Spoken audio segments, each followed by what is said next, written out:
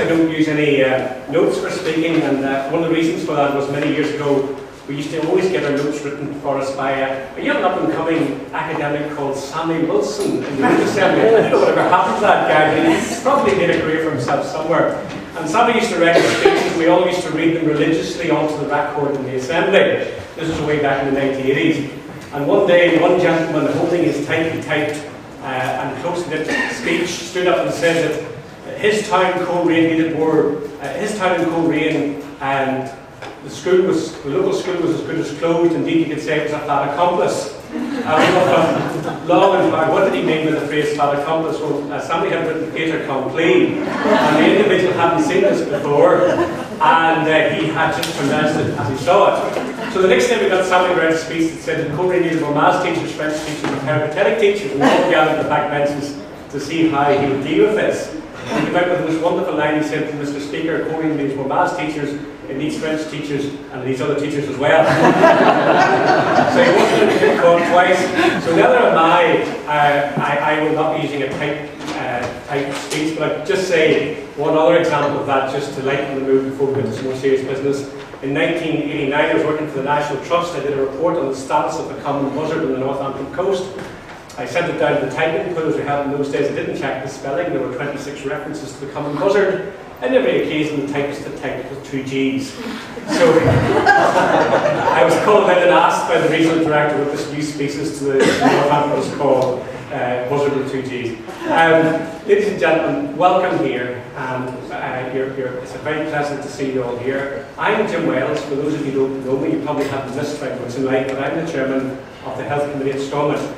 Could I first apologise? This happened to be probably one of the busiest days of my entire life. An issue has broken in the media regarding the Belfast Dental School, and it is causing huge public concern and press interest. So I'm basically trying to tie this in between a series of interviews and fending off calls from very concerned patients. So I'm sorry that I may not be able to stay as long as this very important function would warrant. It is no disrespect to the excellent work you're doing. It's just unfortunately the situation that I find myself in this building, and every Monday, Tuesday, Wednesday and Thursday, it just never seems to stop. Mental health for many years has been the Cinderella of health service provision, and there's absolutely no doubt that still there are those who do not wish to face up to the fact that there are many people in Northern Ireland who are facing real problems with mental health, and equally unable to face up to the fact that we're not funding this sector to the same level as the rest of the United Kingdom and to the level it deserves. And the Minister has a thankless task, and I think we accept that. He spends day after day responding to major issues that arise. And often the battle is between providing an adequate mental health service and providing that extra cancer surgeon or that extra series of heart bypasses or that mutual wound unit. And of course the media will tend to home in on the big item, the big ticket issue which will attract the attention. And as the Minister's been criticised because some lady has died on a trolley in one of our regional hospitals, I have been asked to provide better care for those with mental illness, inevitably the hospital will win, and that's the difficulty we face. Therefore, I think it's very important that those involved in this crucial field take the opportunity to come up here and lobby MLAs for the launching of this manifesto and bringing to us the issues that are so important. It's even more relevant because what we face in the autumn, if we return, if, there's a big if, the May 5th is looming large in all of our horizons, and we all fear that awful phrase, candidate X eliminated at the 6th count or whatever. But assuming that we are re-elected here, one of the issues that we face is the outworkings of the Bamford Review. The Bamford Review will lead to the biggest piece of legislation that Northern Ireland and Northern Ireland Devolved Assembly has probably ever seen since the days of Stormont, indeed probably has ever seen since the foundation of the Northern Ireland State. It is massive, and the Health Committee and whoever happens to be the poor person in charge of the Health Committee at that stage will have the huge task of seeing that legislation through. We will require a huge degree of input from the people represented in this room. We have a wonderful opportunity to get this legislation right, to learn from the experiences of GB, the mistakes and the successes, and to bring in legislation which will be the best in Europe. It shows you how long I have been around this building, that I remember the last piece of legislation going through in 1985, and I remember the huge amount of work we had to put into that. here we are 26 years later, facing a much larger piece of legislation, which is going to require a lot of advice from the folk on the ground at the coalface, as well as from expert witnesses and committee members. So therefore, I assume that many of the points that we put forward in this manifesto, you will want to see included in the legislation. It'll take months, it could take years to put through, but I'm told it's going to be very much on the stocks, as it were, when we return from our campaigns. It's one thing having the legislation, it's another thing having the resources. Hypothecated, it's a big word, it's a different opportunity to use it, I just learned the other day what it means. Hypothecated and ring-fenced to deliver what is needed in the province. Because what I think we're all agreed upon at the moment is the legislation is outdated and the resources are not there. So therefore we're coming into an exciting but also a very challenging time for all of you and for the committee. And therefore I welcome the fact that there's huge degree of interest here today. I sat through one of the best seminars I've ever sat through in the Assembly last week, where we had real people coming forward and giving us their experiences, in that case, the healthcare provider sector. I see today the template has been followed and we're going to hear from real people, and I think that is far better as MLAs to hear from people who have direct experience of service delivery. I hope you've had a very extremely successful launch. I'm impressed with the amount of coverage you've already got on this issue. And could I just once again apologise? In a normal day, you know, my rapt attention for the entire 2 hours. You mightn't have that today, but I'm sure this will be a very successful event. Thank you.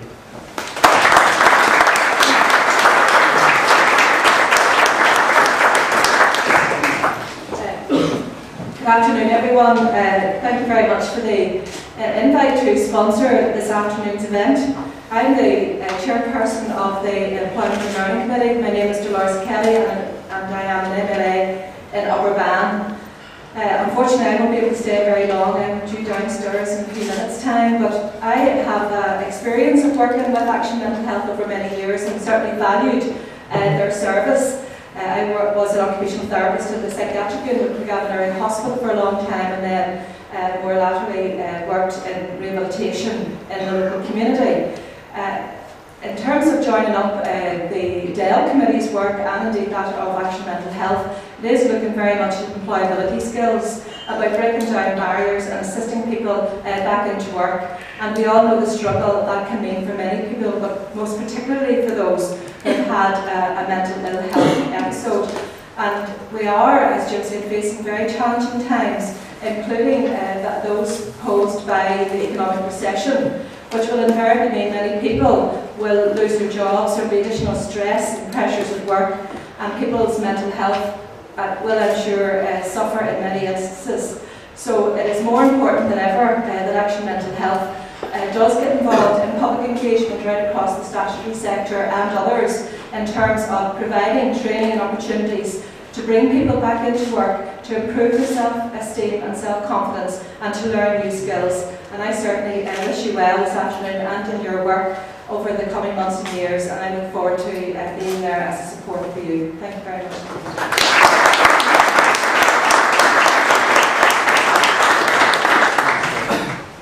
Good afternoon, everybody. I'd like to extend a warm welcome to you all, and thank you for coming to join us here for the launch of the Action Mental Health Election Manifesto. I'm delighted to see such a large number of MLAs, supporters, funders and partners, and I hope you find today useful. I'd especially like to thank Jim and Dolores, who have left, for their introductory remarks. I appreciate you coming along. I also appreciate there are some ministers who've called in as well. I appreciate they're particularly busy, and again, thank you to them for making the effort to turn up. Well, we're here today as the voice of those who suffer from mental illness. And in launching our manifesto, we ask for support from our elected representatives. We want them to get the government here to focus on the issue of mental health in this region. But rather than listen to me, I'd like to introduce to you two people who have experienced our services and an employer who works to get people into work placements and is chair of our Newry Employers Forum. They are Billy Henderson from Foyle, Nicola McConville from Newry, and Peter Fitzsimmons from our Employers Forum in Newry. Over to you.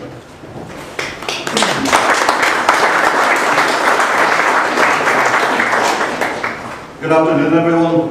My only experience of public speaking has been at weddings, so I've asked you all to raise your glasses halfway through. My name is Billy Henderson, and I would like to take a few minutes to tell you about my experience with mental health problems and with the help which I got from Void New Horizons.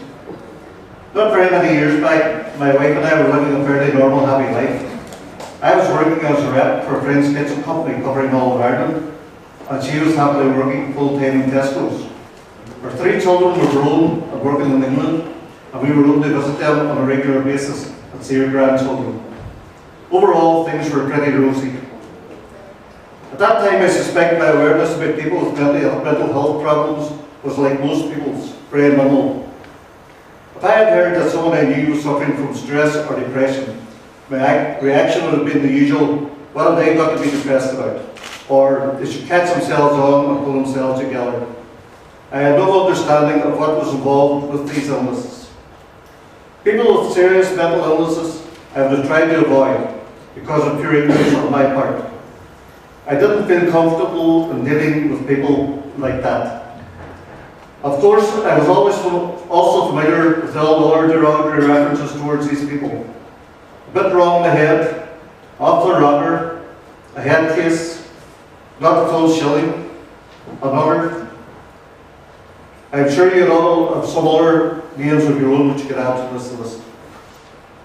I'm not proud of these reactions on my part, but unfortunately I suspect that it would be the same as the vast majority of our adult population today.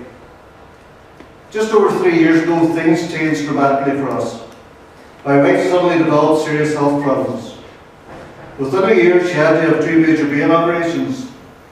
The outcome of this, as a result of illness and operations, was that she suffered some permanent brain damage and needed quite a bit of care and supervision at home. She also had to retire from work on medical grounds. During this same period, the recession had also started to kick in, and my business had hit the floor. I was spending most of my time at home, which in one way was quite good because I could care for my wife. As I had been paying commission, my income was reduced to practically nothing, and we were forced to start receiving benefits. For 2 people who had worked all their lives, we both felt very uncomfortable about this, but we had no option. Among other things, this meant that our visits to see our family in England had to be cut right back. For about a year, life moved along pretty routinely, but then I noticed that things were starting to change with me. I would start getting irritated at really small things, like something not sitting in its usual place, or having to do some everyday chore. Attitude was, why did I always have to do it? Really childish stuff. My patience got shorter and shorter, and my energy levels hit rock bottom. I would not leave the house, and I became very withdrawn, not wanting to meet or talk to anyone. Because of tiredness, I ended up not being able to get to bed in the evening, and would usually go to bed at around 8 o'clock. I would lie awake for hours during the night, my head full of every negative thought that I could imagine. And believe me, negative thoughts are not hard to find when you want to. Even things which happened years ago were dug up to be analysed. I would rise at 5 or 6 in the morning, plant myself in front of the television for hours on end. I would watch anything on the television without any interest whatsoever. I had no motivation and couldn't be motivated to do anything, even though there was plenty to do. I just felt really low. I was once asked if I ever considered suicide during this time. The strange thing is that I hadn't considered suicide, but I had worked out how I would do it.